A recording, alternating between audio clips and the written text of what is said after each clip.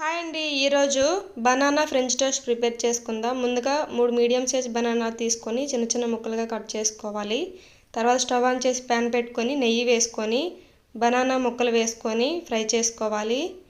ఇలా స్మాష్ చేసుకొని 2 నిమిషాలు ఫ్రై చేసుకొని ఒక ప్లేట్లోకి తీసుకొని పెట్టుకోవాలి.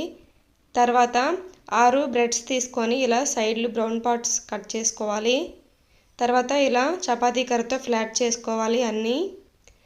తర్వాత ఒక బౌల్ తీసుకొని 2 eggs, 3 table spoon milk, sugar 2 table spoons తీసుకొని బాగా మిక్స్ చేసుకోవాలి.